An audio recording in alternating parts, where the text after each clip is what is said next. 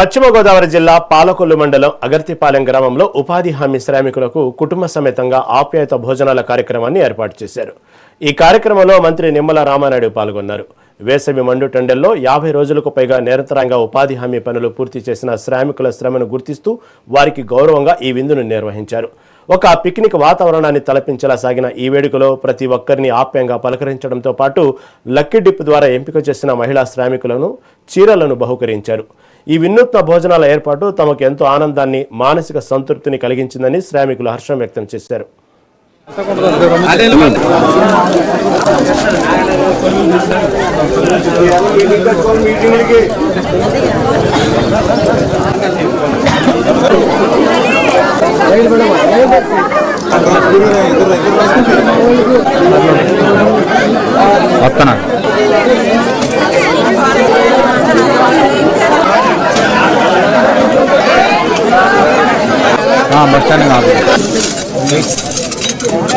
First biryani అన్ని items అన్ని వరుసగా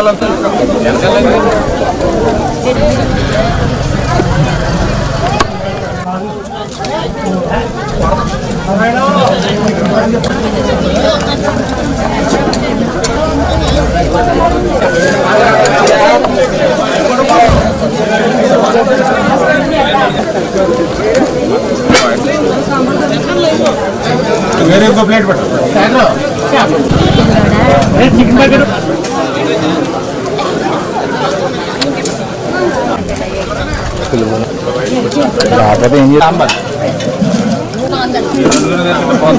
మా చంద్రపుర గ్రామంలో ఒక చెల్లి అడిగింది, సార్ మీరు అన్నీ చేస్తూ ఉన్నారు, మజ్జిగిస్తూ ఉన్నారు, సరదాగా మేము కూడా 3-4 నెలలు అందరం కలిసిమెలిసి పనిచేసాం కాబట్టి లాస్ట్లో ఏదైనా చిన్న పిక్నిక్గా ఒక తోటలో మంచి భోజనాలు ఏర్పాటు చేసుకుంటామని అని అంటే తప్పనిసరిగా ఏర్పాటు చేసుకోండి. ఆ భోజనాలన్నీ కూడా నేనే పంపిస్తాను, మీరేమీ తలకో 100 వేసుకుని మీరు పెట్టుకోవక్కర్లేదు అని నేను ఆ రోజు చెప్పాను. ఆ రోజు చెప్పడమే కాదు, దానికి ఆ చంద్రపుర గ్రామంలో వాళ్ళు ఏర్పాటు చేసుకుంటే నేను కూడా దగ్గరుండి వాళ్ళందరికీ కూడా ఆ ఏర్పాట్లన్నీ చేశాం. భోజన ఏర్పాట్లు వాళ్ళందరూ కూడా హాయిగా ఆనందంగా సంతోషంగా గడిపినటువంటి పరిస్థితి. అది చూసి మజ్జిగే కాదు, గ్రామాల్లో సరదాగా ఉపాధి హామీ శ్రామికులు కాబట్టి భోజనాలు కూడా పెడితే అందరిలోనూ ఒక ఐక్యత ఉంటుంది, యూనిటీ ఉంటుంది. అందరూ ఒకసారి కలిసిమెలిసి రోజంతా పనిచేసిన వాళ్ళు ఆనందంగా సంతోషంగా ఉంటారు అని చెప్పి పిలిపించాం. అందులో భాగంగానే గ్రామాల్లో కూడా మా నాయకులందరూ కూడా కలిసి ఈ భోజనాలు ఏర్పాట్లు కూడా చూస్తూ ఉన్నారు.